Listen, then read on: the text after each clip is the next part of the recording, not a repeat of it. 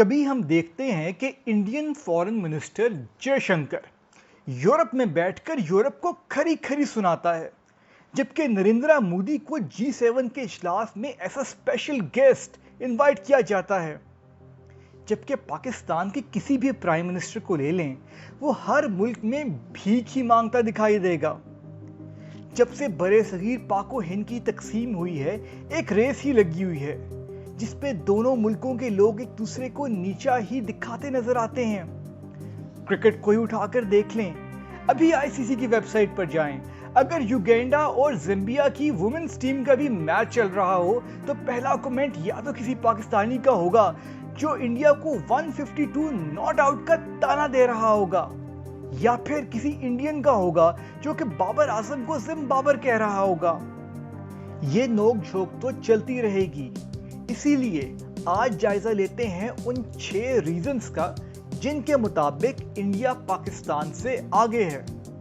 आपको हो सकता है मेरी बातें बुरी या कड़वी लगें, लेकिन मेरी आपसे गुजारिश होगी कि इनका जवाब दलील के साथ कमेंट सेक्शन में दीजिएगा। Number 1, secular constitution. हम पाकिस्तान में अक्सर सुनते हैं कि इंडिया में हिंदू मजहबी जुनूनियों का गलबा है। ये बात सही है कि अक्सर काओ विजिलेंटीज यानी गौ माता को मानने वाले मुसलमानों को गाय ज़िबा करने के नाम नहाद जुर्म में सड़क पर मार देते हैं। इन केसेस में एक मशहूर केस पहलू खान का है, जिनको अलवार राजस्थान में 200 लोगों ने गाय खरीदकर अपने गांव लेकर जाने के जुर्म में मार दिया। लेकिन पाकिस्तान की तारीख भी ऐसे वाकयात से भरी हुई है जहां पर मजहबी जुनूनी महज शक की बुनियाद पर दरिंदगी की तमाम हदें पार कर देते हैं, जैसे कि श्रीलंकन प्रयांथा, मशाल खान और कई दूसरे लोग।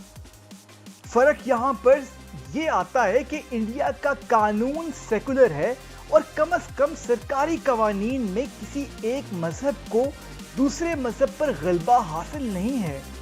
इंडिया की तारीख ऐसे वाकयात से भरी हुई है जिसमें मुसलमान, सिख, ईसाई, यहूदी, पारसी, दलित और दीगर मज़ाहिब के लोग आला हुकूमती ओहदों पर फाइज रहे।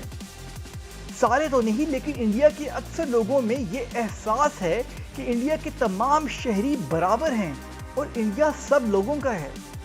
बदकिस्मती से पाकिस्तान की मजहबी और लिसानी अक़लियतें अपने आप को दूसरे दर्जे का शहरी समझती हैं, इसलिए उनमें जज्बा हुब्बुल वतनी पैदा नहीं होता। Number 2, free market. क्या आपको पता है कि एक भारतीय साल में $2000 कमाता है, जबकि एक पाकिस्तानी सिर्फ $1200? इसकी सिर्फ एक वजह है कि भारतीय हुकूमत आहिस्ता आहिस्ता अपने आप को कारोबार से दूर करती जा रही है और उसने तमाम हुकूमती इदारों बशमूल फौज को कारोबार करने से सख्ती से मना किया हुआ है। जब प्राइवेट इदारे कारोबार करते हैं तो वो अपने नफा नुकसान के खुद जिम्मेदार होते हैं और आवाम का पैसा कारोबार में इस्तेमाल नहीं होता। अभी अभी इंडिया ने अपनी कौमी एयरलाइन एयर इंडिया को प्राइवेटाइज कर दिया है, जबकि ये इरादा भी जाहिर किया है कि वो दूसरे इदारों को भी आहिस्ता आहिस्ता बेच देगा। पाकिस्तान में उल्टी गंगा बह रही है। पाकिस्तान के सरकारी मुलाजमीन को ना सिर्फ अपना दामाद समझकर पालते हैं, बल्कि तमाम सरकारी इदारे हस्बे गुंजाइश कारोबार करते हैं। जब एक सरकारी इदारा DHA की फाइल्स बेचेगा और हुकूमत नोट छाप कर PIA का खसारा पूरा करेगी तो मुल्क खाक तरक्की करेगा। नंबर 3, ख्वातीन। अक्सर पाकिस्तानियों से बात करें तो उनके जहन में ये होगा कि जैसे इंडिया में औरतों के साथ बहुत ज्यादती होती है। आप कई बदनामे ज़माना केसेस का भी हवाला दे सकते हैं जहां पर औरतों के साथ रेप हुआ और वो वाकयात इंडिया के चेहरे पर एक बदनुमा दाग बन गए। लेकिन ये भी मानना जरूरी है कि इंडियन औरतों को तरक्की के ज्यादा मौके मुयस्सर हैं اور یہ عورتیں دنیا کے بہت سے شعبوں میں اپنی صلاحیتوں کا لوہا منوا رہی ہیں، جیسے کہ پیپسی کی CEO اندرا نوئی، IMF کی چیف اکانومسٹ گیتا گوپی ناتھ، نائکا کی بلینئر فاؤنڈر فیلگونی نیر، دنیا کی پہلی خاتون جس نے ایک ٹانگ کے ساتھ ماؤنٹ ایورسٹ سر کیا، ارونما سنہا، اور کئی دوسری خواتین۔ آپ اکثر دیکھتے ہوں گے کہ انڈیا کی خواتین گیمز میں میڈل لے کر آتی ہیں۔ ان سب میں سب سے مشہور میری کوم ہیں، جنہوں نے وومن باکسنگ میں انٹرنیشنل لیول پر کئی گولڈ میڈلز جیتے ہیں۔ بدقسمتی سے آپ کو پاکستان میں خواتین کے رول ماڈلز کی کمی نظر آئے گی۔ آپ کو پاکستان میں طالبان اور طالبان کی ذہنیت کے کئی لوگ مل جائیں گے جو عورتوں کی تعلیم کی مخالفت کرتے نظر آئیں گے۔ یہ بھی حقیقت ہے کہ ہمارے معاشرتی رویے عورتوں کی ترقی میں ایک بڑی رکاوٹ ہیں، جہاں پر عورتوں کو اپنے گھر سے نکلنے کے بعد ہراسگی کے واقعات کا سامنا کرنا پڑتا ہے۔ اگر ہم نے انڈیا کو پیچھے چھوڑنا ہے تو عورتوں کی ترقی کو ملک کی بنیاد بنانا پڑے گا۔ نمبر 4، IT پر فوکس۔ یہ سب سے زیادہ مضحکہ خیز اور شرمندگی والا پوائنٹ ہے۔ 2021 میں انڈیا کی صرف IT ایکسپورٹس 150 بلین ڈالرز تھی، جبکہ پاکستان کی ٹوٹل ایکسپورٹس 25 بلین ڈالرز تھی۔ انڈین انسٹیٹیوٹ آف ٹیکنالوجی، جس کو IIT بھی کہا جاتا ہے، اس نے انڈیا میں 23 یونیورسٹیز بنا رکھی ہیں۔ یہ سرکاری یونیورسٹیز IT پر فوکس کرتی ہیں اور دیگر کورسز میں بھی ڈگری جاری کرتی ہیں۔ اسی وجہ سے انڈیا آج پوری دنیا میں IT کا ہب ہے اور اس کی کمپنیز اپنے ملک کے لیے قیمتی زر مبادلہ کما رہی ہیں۔ پاکستان میں سرکاری IT یونیورسٹیز کی تعداد نہ ہونے کے برابر ہے۔ لاہور میں عمر سیف نے ITU کے نام سے ادارہ بنایا، جس کو بظاہر حکومت نے کھنڈرات میں تبدیل کر دیا۔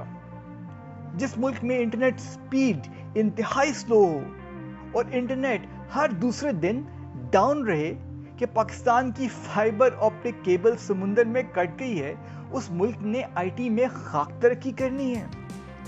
پھر بھی پاکستان کے فری لانسرز اپنی محنت سے آہستہ آہستہ دنیا میں اپنا مقام بنا رہے ہیں۔ آپ صرف یہ سوچیں کہ اگر پاکستان کے اسٹوڈنٹس اور ینگ پروفیشنلز کو وہی سہولتیں میسر ہوں جو انڈیا میں ہیں تو پاکستان کتنی ترقی کرے گا۔ نمبر 5، جمہوریت کی بالادستی۔ انڈیا دنیا کی سب سے بڑی جمہوریت ہے۔ ہمیں اس جمہوریت کے نتائج اچھے لگیں یا برے لگیں، یہ بات ماننے والی ہے کہ عوام جس کو ووٹ دیتے ہیں وہی لوگ طاقت میں آتے ہیں۔ انڈیا میں اس وقت 28 ریاستیں اور 8 وفاقی علاقے ہیں۔ ان میں ہر وقت کہیں نہ کہیں الیکشن ہوتے رہتے ہیں اور کوئی ان الیکشنز پر انگلی نہیں اٹھاتا۔ بدقسمتی سے پاکستان میں ہر الیکشن کے بعد نہ صرف دھاندلی کا الزام لگتا ہے بلکہ تمام نام نہاد سیاسی لیڈرز اسٹیبلشمنٹ سے مدد مانگتے نظر آتے ہیں۔ کس کو یاد نہیں ہے کہ ذوالفقار علی بھٹو جنرل ایوب خان کو ڈیڈی کہتا تھا۔ نواز شریف کی ایک وقت میں یہ خواہش تھی کہ اس کی عمر جنرل ضیاء الحق کو لگ جائے، اور عمران خان نے جنرل مشرف کے حق میں ووٹ ڈالا تھا اور بعد میں بھی اسٹیبلشمنٹ کے ڈفرنٹ جنرل سے مدد مانگتا رہتا تھا۔ جب ملک کی ترقی کا فیصلہ ووٹ کی بجائے اسٹیبلشمنٹ کرے گی تو ملک کیا خاک ترقی کرے گا۔ Number 6، soft power. ہم مانیں یا نہ مانیں، یہ سافٹ پاور کا زمانہ ہے۔ دنیا کے ٹورسٹ بھی اسی ملک میں جاتے ہیں جس کے بارے میں دنیا کی مثبت رائے ہو۔ عام لوگ بھی اسی ملک کو پسند کرتے ہیں جو کسی اچھی وجہ سے مشہور ہو۔ آج سروے کریں تو انڈین بالی ووڈ سانگز اور شاہ رخ خان کو سب جانتے ہوں گے۔ دبئی نے تو شاہ رخ خان کو اپنا برانڈ ایمبیسڈر بنا دیا ہے۔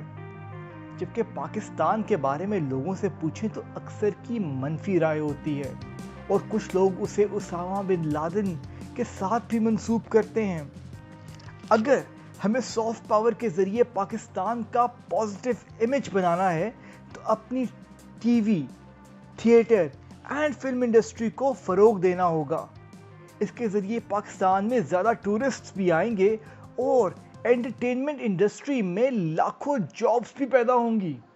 कहते हैं कि हर बार पुरानी हरकत करना लेकिन मुख्तलिफ नतीजे की उम्मीद रखना, इसी का नाम बेवकूफ़ी है।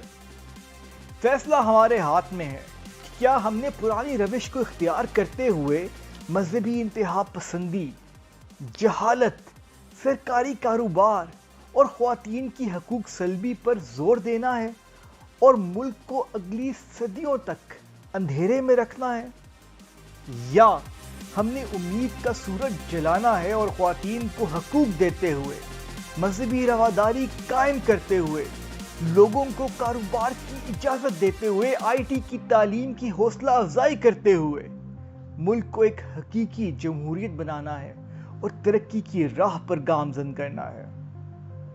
फैसला आपके हाथों में है। इस वीडियो को लाइक करें और हमारे चैनल को सब्सक्राइब करें, लेकिन सबसे ज़रूरी बात कि हमें अपनी कीमती राय से कमेंट सेक्शन में ज़रूर आगाह करें। आपका शुक्रिया।